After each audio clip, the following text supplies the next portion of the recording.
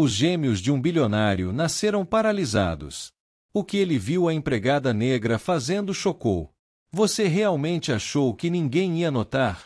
A voz de Jonathan Rutherford cortou o silêncio da mansão como uma lâmina afiada. Ele segurava um vídeo em seu tablet, seus frios olhos azuis fixos em Jessica Martinez, que estava no centro da luxuosa sala de estar. A jovem de 28 anos não desviou o olhar. Suas mãos permaneciam paradas ao lado do corpo, como se estivesse acostumada a acusações de homens poderosos. Senhor Rutherford, do que exatamente o senhor está me acusando? De manipular meus filhos. Jonathan explodiu, gesticulando em direção ao corredor onde os gêmeos de 3 anos descansavam. Mason e Tyler nasceram com paralisia cerebral grave. Eles nunca falaram, nunca se moveram sozinhos, e de repente, depois que você chegou aqui, eles estão respondendo. Jessica havia sido contratada apenas 6 semanas atrás como cuidadora interna. Referências impecáveis, treinamento em enfermagem. Mas Jonathan sempre a vira como apenas mais uma funcionária temporária. Afinal, nenhum especialista em 3 anos havia feito qualquer progresso real com os meninos. A doutora Williams me mostrou esta gravação do monitor do bebê. Jonathan continuou, pressionando a tela. Você falando com eles como se pudessem entender, cantando músicas que minha falecida esposa costumava cantar. Como diabos você conhece essas músicas? A morte de Caroline durante o parto havia transformado Jonathan em uma fortaleza de amargura. Os meninos eram um lembrete constante de sua perda, e ele havia construído uma rotina clínica e distante, delegando todos os cuidados a enfermeiras especializadas. Jessica respirou fundo. Senhor Rutherford, seus filhos não são vegetais. Eles sentem, eles ouvem, eles reconhecem vozes. Só porque outras pessoas não conseguem se conectar com eles não significa que eles sejam incapazes. Você está sendo paga para limpar e organizar, não para brincar de médica. Jonathan gritou, seu rosto vermelho de raiva. Esses meninos têm limitações permanentes. Qualquer progresso que você acha que está vendo é uma ilusão. Então algo estranho aconteceu. Do corredor veio um som abafado, quase imperceptível. Um gemido fraco, mas deliberado. Jonathan congelou. Jessica sorriu sutilmente. Talvez devêssemos ir verificar os meninos, Sr. Rutherford. Acho que eles querem participar desta conversa. Naquele momento, Jonathan percebeu algo no olhar de Jessica que não havia notado antes. Não era subserviência ou medo. Era a confiança silenciosa de alguém que guarda um segredo poderoso demais para ser revelado antes do momento certo. Se você está curioso para descobrir como uma simples empregada estava prestes a revolucionar a vida de uma família bilionária, não deixe de se inscrever no canal, porque o que aconteceu em seguida mudou completamente as regras do jogo.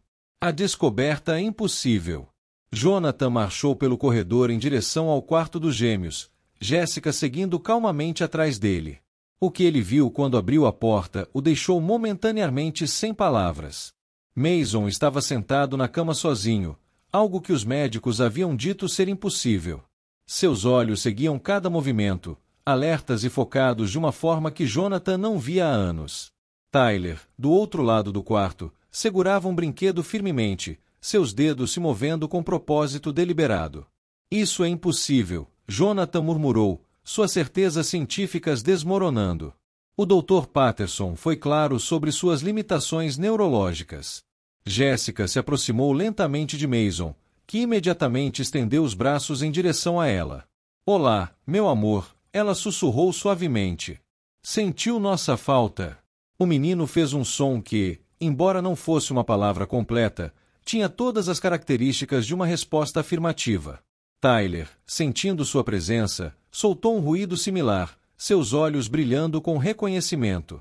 Eles estão respondendo, Jonathan disse, mais para si mesmo do que para Jessica. Mas isso contradiz 3 anos de diagnóstico médico. Jessica se virou para ele, seus olhos brilhando com uma mistura de paciência e determinação. Senhor Rutherford, quando foi a última vez que o senhor realmente passou tempo com seus filhos? Não apenas olhando relatórios médicos ou ouvindo briefings de enfermeiras, mas sentado aqui no chão conversando com eles. A pergunta atingiu Jonathan como um soco no estômago. A verdade era brutal. Desde a morte de Caroline, ele havia transformado os meninos em pacientes, não em crianças.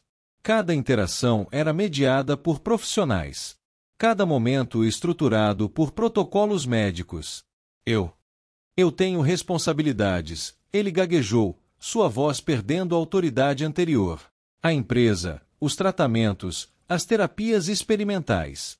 Claro, Jéssica respondeu, não com sarcasmo, mas com uma compreensão que de alguma forma tornava tudo pior. É mais fácil pagar outras pessoas para cuidar do que você não consegue enfrentar. Naquele momento, Tyler fez algo extraordinário. Ele olhou diretamente para seu pai e estendeu uma pequena mão trêmula em direção a ele. Era um gesto simples, mas carregado de comunicação que transcendia palavras. Jonathan instintivamente recuou. Eles não podem. O médico disse que não há consciência real, apenas reflexos. Jéssica pegou Tyler com uma facilidade que sugeria meses de prática, não semanas. Sabe qual é a diferença entre mim e todos esses especialistas caros que o senhor contrata? Ela perguntou, balançando gentilmente o menino. Eu nunca duvidei que eles fossem pessoas completas presas em corpos que não cooperam totalmente. Foi então que Jonathan notou detalhes que havia negligenciado. As paredes do quarto, antes brancas e estéreis, agora tinham desenhos coloridos colados nelas. Os brinquedos não estavam clinicamente organizados, mas espalhados como uma criança realmente brincaria. Uma música suave tocava em um pequeno alto-falante, não sons terapêuticos, mas canções infantis reais. Você mudou este quarto sem permissão, ele disse. Mas sua voz havia perdido toda a indignação. Eu mudei este quarto de um hospital para um lar, Jéssica corrigiu. E vou te contar algo que pode chocá-lo ainda mais. Seus filhos têm personalidades distintas. Mason é mais contemplativo. Prefere histórias. Tyler é mais físico. Adora quando eu canto enquanto balanço. Eles têm preferências, Sr. Rutherford. Eles têm sentimentos. Jonathan se sentou pesadamente na pequena poltrona do canto, observando Jéssica interagir com os meninos com uma facilidade que ele nunca conseguirá desenvolver. Era como assistir alguém falar uma língua que ele deveria conhecer, mas havia esquecido completamente. Minha esposa, ele começou, sua voz embargada. Caroline costumava dizer que eles podiam ouvir tudo, mesmo no útero, que ela conversava com eles o tempo todo. Jéssica assentiu suavemente. Ela estava certa. E eles ainda podem. A questão é: o senhor está pronto para ouvir de volta? Mason, como se entendesse a conversa, virou-se para seu pai e fez um som longo que soava perigosamente próximo a papai. Jonathan sentiu lágrimas que não derramava há anos queimando seus olhos. Mas o que Jonathan não poderia ter imaginado era que esta conversa estava sendo gravada e que Jéssica tinha muito mais segredos do que ele jamais poderia suspeitar. O que ela realmente planejava fazer com essas gravações não apenas mudaria a vida daquela família, mas abriria os olhos de Jonathan para uma verdade sobre seu próprio passado que o devastaria. Nas 2 semanas seguintes, Jonathan contratou 3 novos especialistas para avaliar os gêmeos. Doutora Stevens, um neurologista pediátrico de renome internacional. Doutora Martinez, uma terapeuta comportamental com PhD por Harvard. Dr. Shum, uma especialista em desenvolvimento infantil com publicações em revistas médicas prestigiadas. Todos chegaram à mesma conclusão desconcertante: o progresso observado nos meninos era clinicamente impossível de acordo com seu diagnóstico anterior. Sr. Rutherford, disse o Dr. Stevens após sua 3ª avaliação, preciso ser franco. O que estou vendo aqui contradiz fundamentalmente tudo o que sabemos sobre paralisia cerebral grave. Essas crianças estão demonstrando consciência cognitiva, controle motor deliberado e reconhecimento social em níveis que simplesmente não deveriam existir. Jonathan observava pela câmera de segurança enquanto Jéssica trabalhava com os meninos em seu quarto. Ela havia criado uma rotina completamente não convencional: exercícios suaves que pareciam mais dança do que terapia, longas conversas sobre tópicos complexos como se os meninos pudessem entender perfeitamente, e algo que os médicos chamavam de estimulação sensorial não estruturada. Basicamente, deixá-los explorar texturas, sons e movimentos livremente. Isso não é científico, Jonathan murmurou. mas não podia negar os resultados. Então recebeu uma ligação inesperada. Doutora Patrícia Morgan, uma neurobióloga aposentada que havia sido colega de Caroline na faculdade de medicina, pediu para visitá-los. Jonathan, ouvi de amigos em comum sobre o progresso dos meninos, disse a doutora Morgan quando chegou à mansão. Preciso ver isso com meus próprios olhos. A mulher de 65 anos, cabelos grisalhos e óculos de leitura pendurados no pescoço, observou Jéssica trabalhar por quase 2 horas sem interrupção. Ela tomou notas detalhadas, fez perguntas específicas sobre técnicas e cronologia, e pessoalmente testou algumas das respostas dos gêmeos. Interessante, ela murmurou finalmente. Jéssica, posso te fazer algumas perguntas sobre seu treinamento? Jéssica parou o que estava fazendo, claramente tensa. Claro, doutora. Onde exatamente você estudou desenvolvimento neurológico infantil? Não estudei formalmente, Jéssica respondeu cuidadosamente. Minha experiência vem de trabalhos anteriores com crianças com necessidades especiais. A doutora Morgan assentiu lentamente. E quantas crianças com diagnósticos similares estavam incluídas nesse trabalho anterior? Jéssica hesitou por um momento muito específico. O tipo de hesitação que Jonathan estava começando a reconhecer como um sinal de que ela estava escolhendo suas palavras cuidadosamente. Algumas, ela disse finalmente. Jonathan franziu o senho. Algo naquela conversa não se encaixava. As referências de Jéssica eram impecáveis, mas todas de famílias particulares, nenhuma instituição médica, nenhuma clínica especializada. Como alguém acumula experiência informal com casos neurológicos complexos? Naquela noite, depois que a doutora Morgan saiu com promessas de algumas verificações discretas, Jonathan decidiu fazer sua própria investigação. Começou ligando para as referências de Jéssica. A primeira família não atendeu. O número estava desconectado. A segunda disse que Jéssica havia trabalhado lá. Mas quando Jonathan perguntou sobre a criança especial mencionada em seu currículo, houve uma pausa estranha. Que criança especial? A mulher perguntou. Jéssica cuidou de nossas plantas e limpou a casa. Não temos filhos. O terceiro contato foi ainda mais perturbador. A família confirmou que Jéssica havia trabalhado lá, mas quando Jonathan mencionou problemas neurológicos, o homem riu amargamente. Problemas neurológicos. Senhor, nosso filho Thomas não tinha problemas neurológicos. Ele havia sido mal diagnosticado por anos. Jéssica foi a primeira pessoa a perceber que ele não era autista severo. Ele estava sendo lentamente envenenado por medicação incorreta prescrita por um pediatra incompetente. Jonathan sentiu um arrepio percorrer sua espinha. Envenenado. Medicação psiquiátrica pesada desde os 2 anos para um diagnóstico completamente errado. Jéssica documentou todos os sintomas, pesquisou os efeitos colaterais e nos ajudou a provar negligência médica. Ganhamos um processo de $1 milhão. O médico perdeu sua licença. Depois de desligar o telefone, Jonathan ficou sentado em seu escritório por 1 hora inteira processando aquela informação.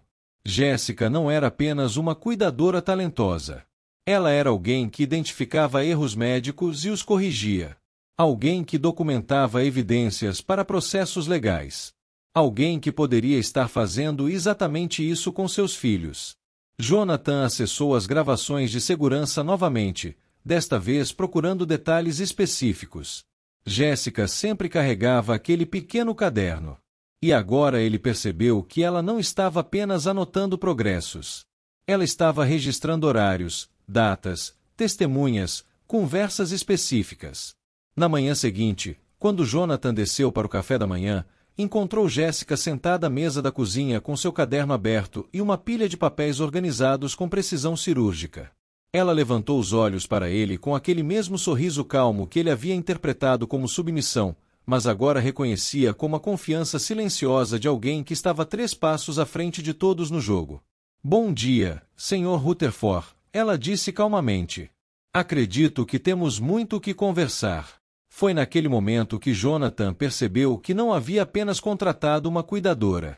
Ele havia trazido para sua casa alguém que estava construindo um caso. Um caso que poderia mudar não apenas a vida de seus filhos, mas potencialmente expor falhas médicas que se estendiam muito além de sua família.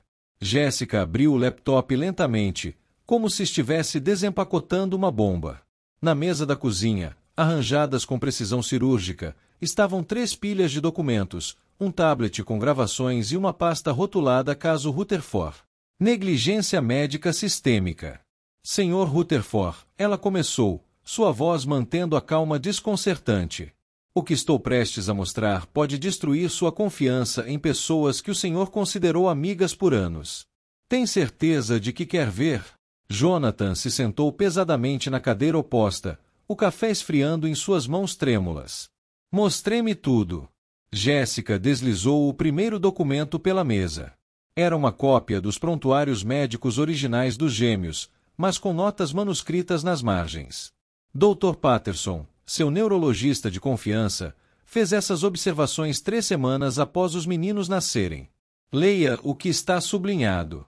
Jonathan leu em voz alta, sua voz embargada a reflexos neurológicos dentro dos parâmetros normais. Resposta consistente a estímulos. Recomendo reavaliação em 90 dias para monitorar desenvolvimento motor. Ele olhou para Jéssica, confuso. Isso contradiz completamente o diagnóstico final. Continue lendo, Jéssica instruiu, apontando para uma data posterior. Família Rutherford solicitou o diagnóstico mais conservador devido a implicações de seguro de vida e fundos fiduciários. Jonathan pausou, relendo a frase 3 vezes. O que isso significa? Jéssica abriu seu tablet e reproduziu uma gravação de áudio. Gravei isso 2 semanas atrás, quando Dra. Patterson veio para avaliação de rotina dos meninos. Escute. A voz do médico ecoou claramente pelo dispositivo. Jéssica, entre nós, esses meninos sempre tiveram potencial para recuperação significativa, mas Jonathan estava, digamos, emocionalmente frágil após perder Caroline. Achei que seria mais fácil para ele aceitar um diagnóstico definitivo de deficiência permanente do que viver com a incerteza de um desenvolvimento gradual e imprevisível.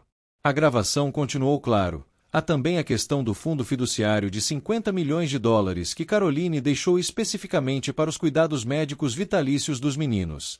Se eles se recuperassem completamente, bem, esse dinheiro reverteria para a caridade, não para a família. Jonathan derrubou seu café, a porcelana se estilhaçando no chão.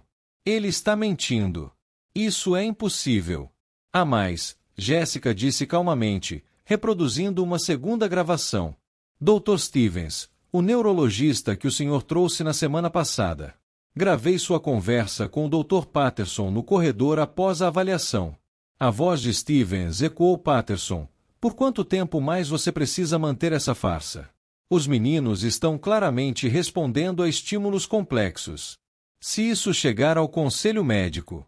A resposta de Patterson foi fria e calculista. Relaxe, Stevens. Jonathan nunca vai questionar. Ele precisa acreditar que seus filhos são permanentemente deficientes. É a única maneira de processar a culpa pela morte de sua esposa. E, francamente, $200 mil por ano em consultas especializadas divididas entre nossa rede não é um mau negócio. O rosto de Jonathan havia perdido toda a cor. Rede. Jéssica abriu uma terceira pasta, revelando um organograma elaborado. 12 médicos, Sr. Rutherford, neurologistas, fisioterapeutas, psiquiatras infantis. Todos cobrando taxas exorbitantes para manter seus filhos em um estado artificial de deficiência. Ela mostrou transferências bancárias impressas. O Dr. Patterson recebeu $180 mil apenas no último trimestre. Dr. Stevens, 95 mil. Dr. Shum, 120 mil. Tudo para manter uma mentira que começou como uma tentativa bem-intencionada de proteger sua sanidade e se transformou em uma mina de ouro. Jonathan se levantou abruptamente, derrubando sua cadeira. Por 3 anos. 3 anos eles roubaram o desenvolvimento dos meus filhos. Não apenas isso, disse Jéssica, sua voz endurecendo pela primeira vez. Olhe essas prescrições. Ela espalhou dezenas de receitas pela mesa. Clonazepam em doses que causariam coma em adultos. Administrado diariamente. Risperidona para controlar agitação em crianças que nunca mostraram agitação. Drogas que literalmente impediam o desenvolvimento neurológico normal. Jéssica abriu outra seção do tablet. E estes são os testes toxicológicos que fiz secretamente usando amostras de cabelo dos meninos. Níveis de sedativos que seriam considerados abuso infantil em qualquer tribunal do país. A tela mostrava gráficos coloridos com números alarmantes. Por 3 anos, Sr. Rutherford, seus filhos foram mantidos em um estupor químico, não para tratamento médico, mas para sustentar uma indústria de fraude que operava usando a tragédia de sua família. O telefone de Jonathan tocou. Doutora Patterson. Jéssica sorriu pela primeira vez em toda a conversa. Vai atender ou prefere ouvir sobre minha conversa com uma promotora distrital agendada para as 3 da tarde primeiro? Jonathan encarou o telefone, tocando insistentemente. Promotora distrital. Doutora Maria Santos, especialista em crimes de colarinho branco e fraude médica. Ela já revisou todas as evidências. Jéssica entregou-lhe um cartão oficial. Fraude médica sistêmica, negligência infantil intencional, conspiração para fraudar seguros de saúde, formação de cartel médico. O Dr. Patterson e sua rede enfrentarão pelo menos 15 anos em prisão federal cada. Jéssica abriu uma 4ª pasta. Sem mencionar os processos civis que já estão sendo preparados. Estimamos os danos em $40 milhões. 3 anos de desenvolvimento perdido, trauma psicológico, custos de tratamento desnecessários, danos punitivos. O tablet exibiu uma nova gravação, desta vez mostrando os gêmeos claramente mais alertas, responsivos, quase normais. Esta gravação é de ontem, depois que reduzi gradualmente as medicações tóxicas nas últimas 6 semanas, substituindo-as por vitaminas inofensivas. Os especialistas nem notaram porque nunca fizeram testes reais. Jonathan assistiu atônito enquanto Mason claramente dizia Jayce Tyler tentava se levantar sozinho, suas perninhas tremendo mas determinadas. Meus filhos, ele sussurrou, lágrimas escorrendo por seu rosto. Meus filhos sempre estiveram bem. Sempre, Jéssica confirmou. Eles só precisavam de alguém que acreditasse neles e parasse de envenená-los. Naquele exato momento, a campainha tocou. Jéssica verificou o interfone. O Dr. Patterson chegou para sua consulta semanal. Momento perfeito. Jonathan olhou para ela, depois para as evidências espalhadas, depois para o corredor onde seus filhos brincavam livremente pela primeira vez em anos. Deixe-o entrar, Jonathan disse, sua voz transformada em algo que Jéssica nunca havia ouvido antes. Fúria pura e controlada. Quero olhar nos olhos do homem que roubou 3 anos da vida dos meus filhos. Dr. Patterson entrou na mansão com sua confiança usual, pasta médica na mão, sorriso profissional no rosto. Jonathan, como estão nossos pequenos pacientes hoje? Nossos pacientes. Jonathan repetiu lentamente. É interessante que o senhor use essa palavra, doutor. O médico parou no meio da sala quando viu Jéssica sentada calmamente à mesa, todos os documentos expostos, o tablet ligado, exibindo as gravações dele mesmo. O que está acontecendo aqui? Patterson gaguejou, seu rosto rapidamente empalidecendo. O que está acontecendo é que descobri o que o senhor e sua gangue têm feito com meus filhos, Jonathan respondeu, sua voz perigosamente baixa. O que está acontecendo é que tenho gravações de cada conversa criminosa que o senhor teve nesta casa. Patterson olhou para Jéssica, depois para os documentos, depois de volta para Jonathan. Você não entende, Jonathan. Nós estávamos te protegendo da verdade. Protegendo? Jonathan interrompeu.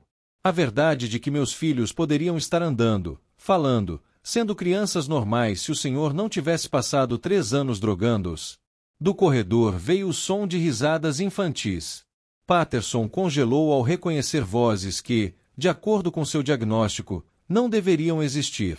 Impossível, ele murmurou. Jéssica se levantou calmamente. Dr. Patterson, gostaria de conhecer a promotora Santos? Ela está muito ansiosa para conversar com o senhor sobre seus métodos não convencionais de tratar crianças. A porta se abriu e uma mulher de terno escuro entrou acompanhada de 2 agentes federais. Dr. Richard Patterson, disse a promotora, o senhor está preso por conspiração, fraude médica e abuso infantil. Tem o direito de permanecer em silêncio. Enquanto as algemas clicavam nos pulsos do médico que havia destruído 3 anos de suas vidas, Jonathan sentiu algo que não sentia desde a morte de Caroline. Esperança absoluta. Mas o que Jonathan ainda não sabia era que Jessica havia guardado o segredo mais devastador para o final. Uma revelação sobre a própria morte de Caroline que faria todo o escândalo médico parecer apenas a ponta de um iceberg muito mais sinistro. Enquanto o Dr. Patterson era levado sob custódia, uma pergunta permanecia sem resposta: quantas outras famílias foram destruídas por esta rede criminosa? E até onde ia realmente a corrupção que Jessica havia descoberto? 6 meses depois, a mansão Rutherford havia sido completamente transformada. O silêncio mortal que antes dominava os corredores havia sido substituído por sons que Jonathan nunca pensou que ouviria. Risadas infantis, passinhos correndo pela casa e, pela primeira vez em anos, a palavra papai ecoando pelas paredes. Mason e Tyler, agora com 4 anos, não apenas andavam, mas corriam, falavam em frases completas e demonstravam uma inteligência que impressionava até os novos especialistas os reais, desta vez com sua velocidade de recuperação. Papai, olha! Mason gritou, correndo em direção a Jonathan com um desenho colorido nas mãos. Desenhei nossa família. No papel, 4 figuras de palito sorriam sob um sol amarelo. Papai, Mason, Tyler. E no centro, Jessica, claramente identificada pela coroa de papel que Mason havia colado na figura. Jessica é nossa rainha, explicou Tyler, aparecendo ao lado do irmão com tinta nas mãos. Ela nos salvou. Jonathan sorriu, pegando os dois no colo. A transformação não havia sido meramente física. Os meninos eram emocionalmente seguros, curiosos, brincalhões, como qualquer criança de sua idade deveria ser. Do outro lado da sala, Jessica estava organizando os documentos finais do processo judicial. O tribunal havia sido implacável com a rede médica corrupta. Dr. Patterson recebeu 18 anos em prisão federal. Dr. Stevens, 15 anos. Dra. Shum perdeu sua licença permanentemente e foi sentenciada a 12 anos. No total, 12 profissionais médicos enfrentaram sentenças que variavam de 8 a 20 anos de prisão. Mas as consequências criminais eram apenas parte da justiça servida. O processo civil resultou em 85 milhões de dólares em danos, o maior acordo de uma prática médica pediátrica da história do Estado. Senhor Rutherford, disse Jessica, levantando os olhos de seus papéis, isso chegou hoje. Era uma carta oficial da Associação Médica Americana declarando que o caso havia levado à criação de novos protocolos nacionais para a prevenção de fraude médica pediátrica. O protocolo Rutherford era agora lei federal, exigindo segundas opiniões independentes para qualquer diagnóstico de deficiência permanente em crianças. Quantas famílias você acha que salvamos com isso? Jonathan perguntou. Centenas, Jessica respondeu calmamente. Talvez milhares. A investigação federal havia descoberto que a rede corrupta operava em 7 estados, vitimizando dezenas de famílias vulneráveis. Crianças que haviam sido mantidas artificialmente deficientes por anos agora estavam recebendo tratamento real. Muitas mostrando progresso milagroso similar ao dos gêmeos. O telefone tocou. Era a doutora Santos, a promotora. Jonathan, tenho boas notícias, ela disse. O último membro da rede, Dr. Hoffman, acabou de aceitar um acordo. 20 anos de prisão em troca de cooperação total. Agora temos evidências que vão além do seu caso. Descobrimos que eles estavam operando esse esquema há quase uma década. Quando desligou, Jonathan olhou para Jessica, que havia parado de organizar os papéis e observava os meninos brincarem. Você sabia, não sabia? Ele perguntou. Desde o primeiro dia, você sabia o que eles estavam fazendo. Jessica assentiu. Reconheci os sinais. As medicações, as dosagens, o comportamento dos médicos. Já havia visto antes. Por que não me contou logo de cara? Porque o senhor não teria acreditado em mim, ela respondeu honestamente. Precisava ver por si mesmo. Precisava escolher seus filhos ao invés de sua zona de conforto. Jonathan estava prestes a responder quando Mason veio correndo segurando um livro. Jéssica, você lê para nós? Ele perguntou, subindo em seu colo com a facilidade de quem sempre havia feito isso. Claro, querido. Enquanto ela lia, Tyler se acomodou do outro lado, e Jonathan percebeu que estava testemunhando algo que havia perdido por anos. Uma família real funcionando como deveria. Mais tarde naquela noite, depois que os meninos haviam adormecido, Jonathan encontrou Jéssica na cozinha preparando o lanche noturno que os meninos sempre pediam. Algo que ela havia implementado como parte da rotina de normalização. Jéssica, ele disse, quero te fazer uma oferta. Ela olhou para ele, esperando. A fundação de caridade que estou estabelecendo com parte do acordo. Quero que você seja a diretora. Seu trabalho seria identificar outras crianças em situações similares, treinar profissionais para reconhecer sinais de negligência médica, criar protocolos para proteger famílias vulneráveis. É um trabalho importante, ela disse cuidadosamente. É o trabalho mais importante do mundo, Jonathan corrigiu. E você é a única pessoa que conheço que pode fazê-lo. Jéssica sorriu. Posso considerar com uma condição. Qual? Que os meninos sempre saibam que podem contar comigo, independentemente de minha posição ou título. Eles precisam de estabilidade. Jéssica, você não entende, Jonathan disse, sua voz embargando ligeiramente. Você já faz parte desta família. Os papéis de adoção foram aprovados esta manhã. Você é oficialmente a mãe legal deles, se quiser ser. As lágrimas que Jéssica vinha segurando há meses finalmente caíram. Eu quero. Do corredor veio um ruído suave. Ambos se viraram para ver Mason e Tyler espiando pela porta, sorrisos enormes em seus rostos. Ouvimos tudo, Tyler disse. Jéssica é nossa mãe de verdade agora? Mason perguntou. Se ela quiser, Jonathan respondeu. Eu quero, Jéssica repetiu, abrindo seus braços para receber os dois meninos que correram em sua direção. Naquele momento, Jonathan percebeu que havia ganho mais do que justiça. Ele havia ganho uma família real, construída não sobre sangue ou tradição, mas sobre amor, dedicação e a coragem de fazer o que era certo. 3 anos depois, a Fundação Jéssica Rutherford havia ajudado mais de 200 famílias a descobrir diagnósticos incorretos e tratamentos fraudulentos. Jéssica havia se tornado uma palestrante internacionalmente reconhecida sobre os direitos de crianças com necessidades especiais. Os gêmeos, agora com 7 anos, eram crianças completamente normais, excepcionalmente inteligentes e emocionalmente seguros. E o Dr. Patterson? Ele ainda estava cumprindo sua sentença em uma prisão federal, onde tinha bastante tempo para refletir sobre como sua ganância havia destruído não apenas vidas inocentes, mas sua própria existência. A história de Jéssica prova que às vezes a pessoa que todos subestimam é exatamente aquela que tem o poder de mudar tudo.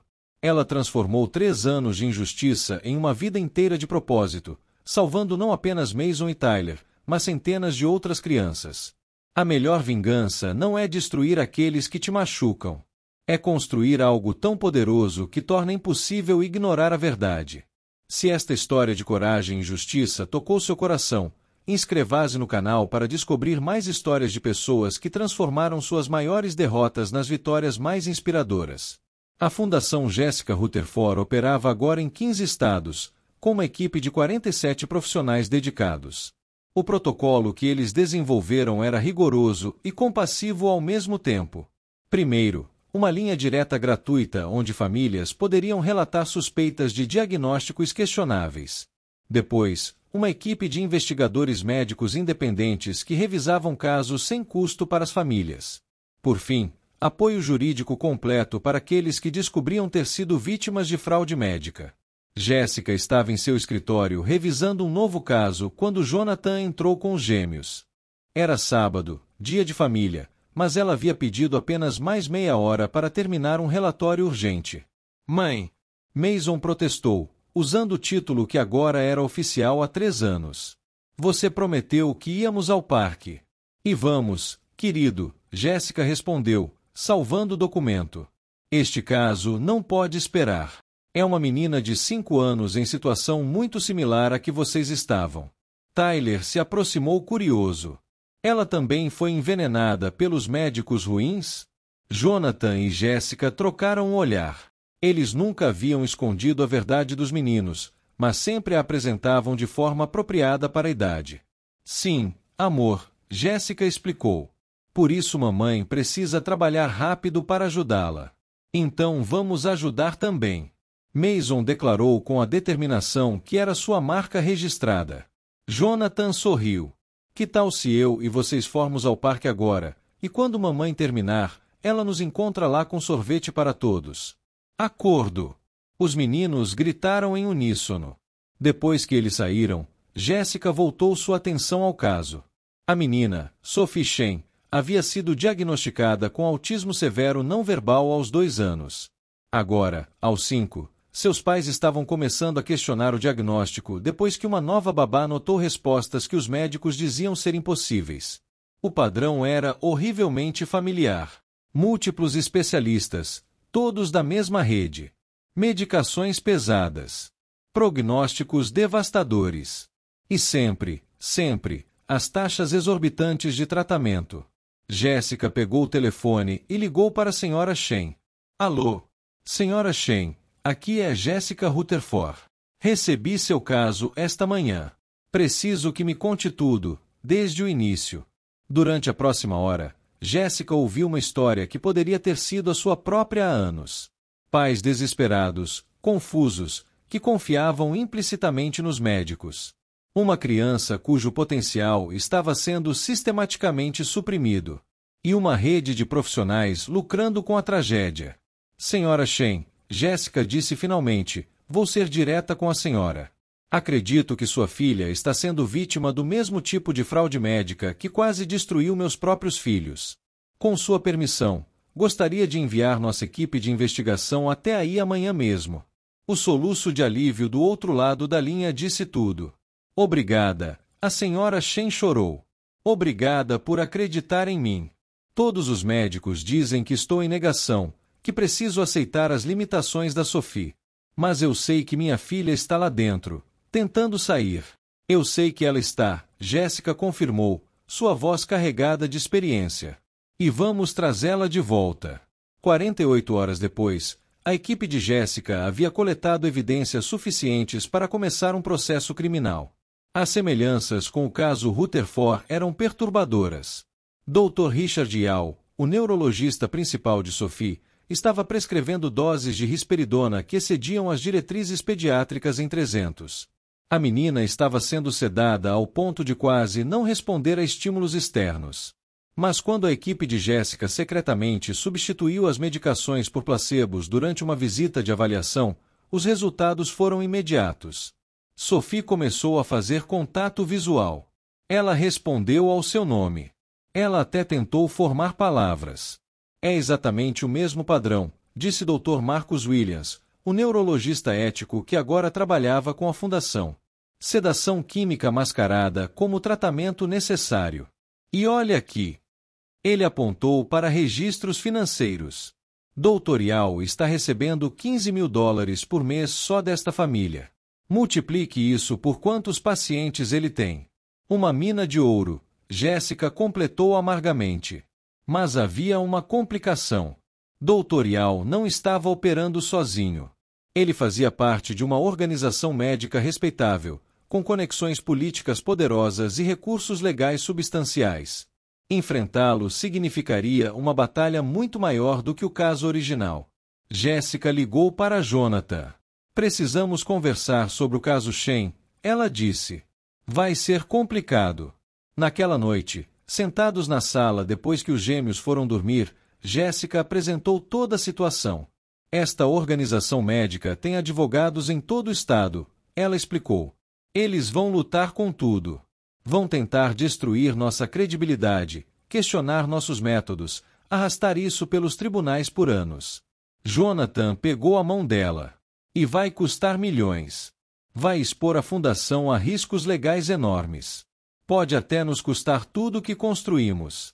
Jéssica, Jonathan disse calmamente, você está me perguntando se devemos desistir de uma criança para proteger nossos interesses?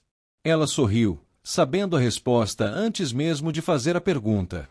Vou ligar para nossos advogados amanhã de manhã. Jonathan continuou. Vamos enfrentar isso. Como enfrentamos antes. Como sempre vamos enfrentar. Do corredor, uma voz pequena perguntou: mãe? Pai. Por que vocês ainda estão acordados? Era Mason, seu urso de pelúcia debaixo do braço. Vem cá, campeão, Jonathan disse, abrindo os braços.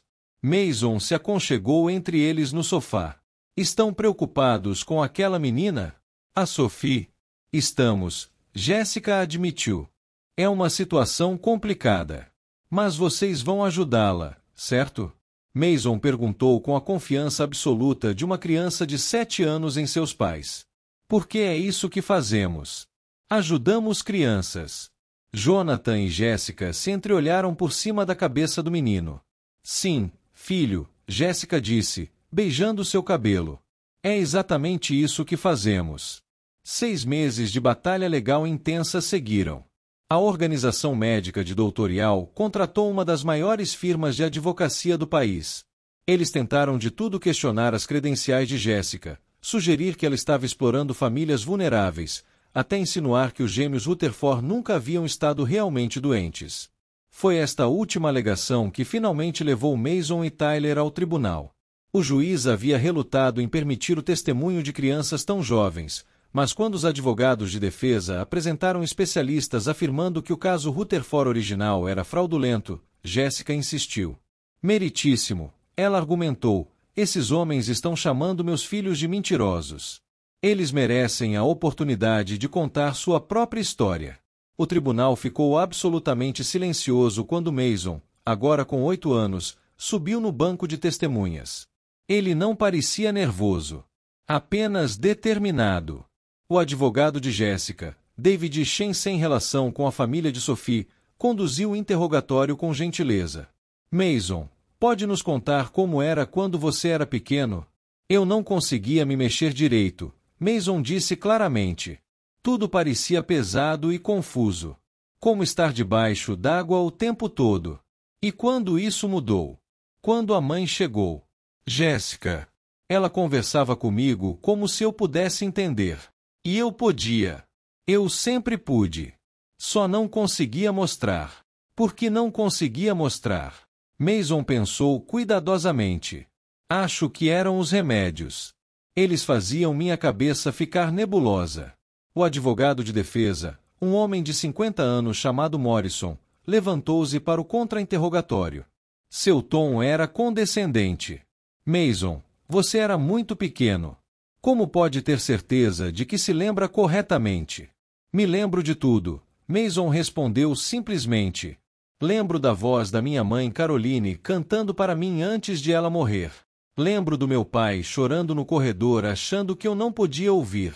Lembro de cada médico que disse que eu era um caso perdido. E lembro do dia em que Jéssica chegou e finalmente alguém acreditou que eu era uma pessoa de verdade. Houve um momento de silêncio absoluto no tribunal. Sem mais perguntas, Morrison disse rapidamente, percebendo que havia perdido aquele round. Tyler testemunhou em seguida, corroborando cada detalhe da história de seu irmão. Mas foi seu comentário final que selou o caso. Aquele médico, Tyler disse, apontando para uma foto do doutorial, está fazendo com a Sophie o que fizeram conosco. Está roubando sua vida. Alguém precisa pará-lo. 2 semanas depois, o júri deliberou por apenas 3 horas antes de retornar com um veredicto. Culpado em todas as acusações. Doutorial recebeu 22 anos de prisão. A organização médica foi multada em 150 milhões de dólares e forçada a se dissolver. E Sophie Shen, finalmente livre das drogas que a mantinham prisioneira em seu próprio corpo, começou sua jornada de recuperação. 6 meses após o veredicto, Jéssica estava em casa preparando o jantar quando o interfone tocou. Era uma entrega. O entregador entregou um envelope grande e grosso. Dentro havia um desenho. Era claramente feito por uma criança, linhas tortas, cores saindo das bordas. Mas a imagem era inconfundível. Uma mulher com uma coroa. Jéssica reconheceu o estilo de Mason cercada por muitas crianças sorridentes. Na parte inferior, em letras grandes e caprichadas, estava escrito: Obrigada por me salvar. Sophie. Jéssica sentiu lágrimas queimando seus olhos enquanto fixava o desenho na geladeira, ao lado de dezenas de outros similares. Cada um representava uma criança que a fundação havia ajudado. Uma vida resgatada. Um futuro restaurado. Mãe. Tyler entrou na cozinha. Você está chorando? Lágrimas felizes. Amor, Jéssica explicou, abraçando. Apenas lágrimas muito, muito felizes. Naquela noite, com Jonathan e os gêmeos sentados ao redor da mesa do jantar, Jéssica olhou para sua família, a família que quase não existiu, que foi construída sobre as cinzas da tragédia e forjada pela determinação de fazer o que era certo, e percebeu algo profundo. Ela havia começado tudo isso como vingança. Como uma forma de expor os médicos corruptos que destruíam vidas por lucro. Mas em algum lugar ao longo do caminho, havia se transformado em algo muito maior. Havia se transformado em propósito. Havia se transformado em amor. Havia se transformado em família. Ei, Jonathan disse suavemente, tocando sua mão. Onde você está? Jéssica sorriu. Bem aqui. Exatamente onde devo estar. Mason levantou seu copo de suco. Um brinde.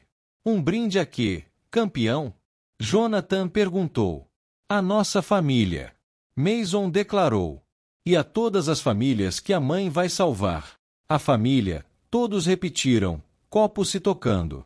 E naquele momento simples, ao redor de uma mesa de jantar comum, com risos e amor enchendo a sala, Jéssica Rutherford, empregada doméstica, agora mãe, diretora de fundação e defensora de crianças, percebeu que havia encontrado não apenas justiça. Havia encontrado seu lar.